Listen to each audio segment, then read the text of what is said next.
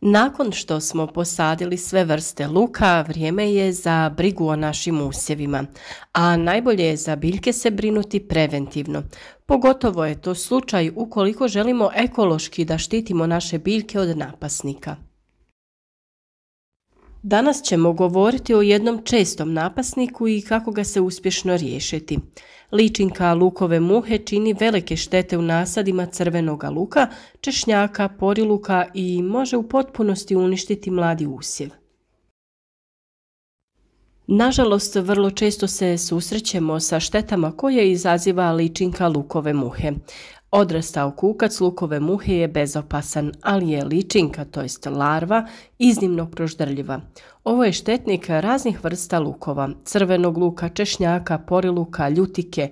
On napada i cvijeće koje ima lukovice poput tulipana. Najveće štete izaziva na crvenom luku. Pojedinih godina dolazi do masovne pojave lukove muhe i velikih šteta u nasadima luka. Odrasle jedinke su malih dimenzija 5 do 7 mm, boje tijela sivo-žute. U našim uslovima može razviti više generacija tijekom vegetacije, obično od 2 do 4 generacije. Imago, to jest odrastao insekt prve generacije, se pojavljuje tijekom aprila. Let lukove muhe se poklapa sa cvjetanjem jabuke i jorgovana, a pojava imaga može se vezati i za cvjetanje višnje i maslačka. Nakon 10 dana od cvjetanja višnje počinje let lukove muhe. Naime, upravo imago nije štetan i on se hrani nektarom iz cvjetova raznih biljnih vrsta. Nakon ishrane slijedi njegovo razmnožavanje, a ženke polažu jaja kroz 30 dana. Jaja polaže na listove luka ili na površinu zemljišta neposredno uz mladu biljku. Jedna ženka položi od 5 do 20 jaja.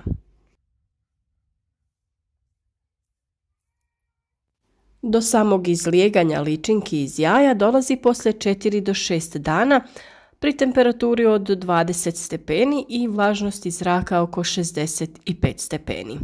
Ličinka se hrani u unutrašnjosti luka i izaziva štete tokom 2 do 3 sedmice. Nakon perioda proždrljive ishrane, ličinka se povlači u zemljište, a imago se pojavljuje poslije 2 sedmice. Zadnja generacija se javlja u augustu i te se ličinke povlače u zemljište na dubinu od 10 do 20 cm. Prelaze u stadij lutke i prezimljavaju. Napadnute biljke luka su prepoznatljive po žutim listovima. Cijela biljka poprima blijedu boju. Od napada najviše stradaju mlade biljke koje imaju razvijena 2 lista. A kod ovako mladih biljaka ličinka se nalazi u osnovi središnjeg lista, što izaziva njeno propadanje. Kod većih biljaka lukova muha najčešće jaja polaže u nizu na listove. Tu se ličinka ubušuje i spušta prema glavi. U jednoj glavici može biti više ličinki lukove muhe. Na mjestu ishrane dolazi do truljenja, što na kraju dovodi do propadanja ili takav luk nije za prodaju.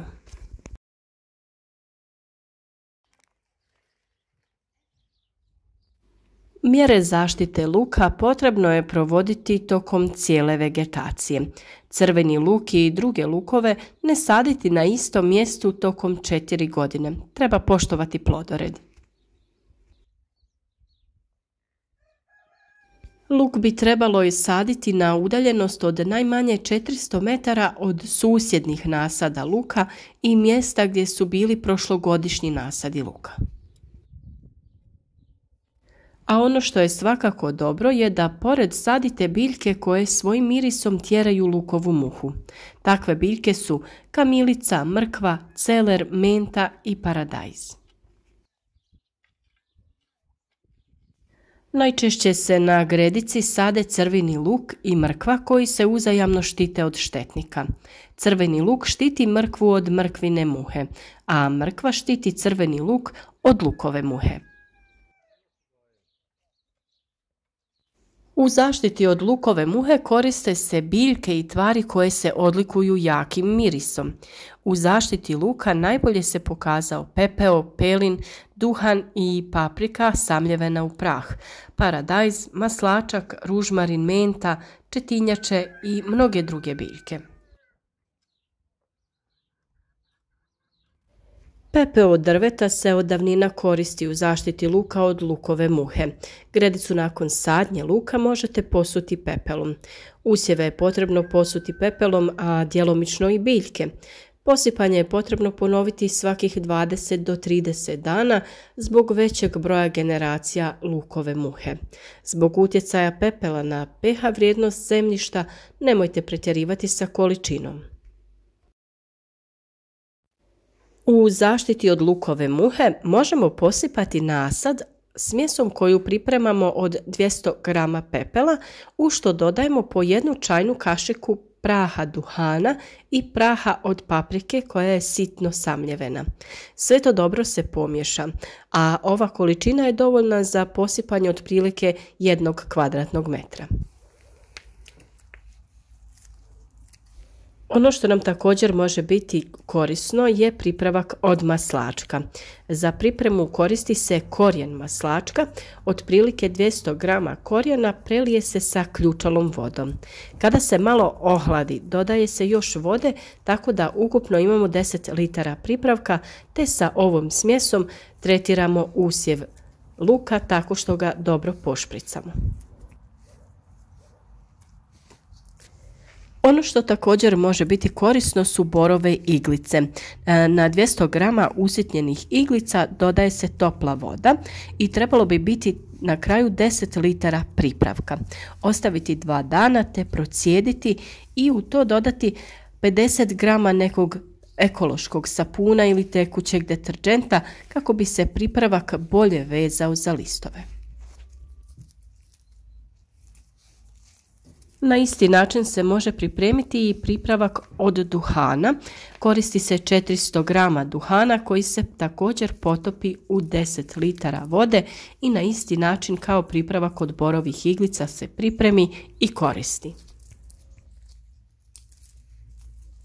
Paradajz je također koristan jer svojim mirisom tjera lukovu muhu, a tokom sezone može se praviti i pripravak od lišća, a na početku sezone dovoljno je samo rasporediti nekoliko posudica sa rasadom paradajza na gredice luka.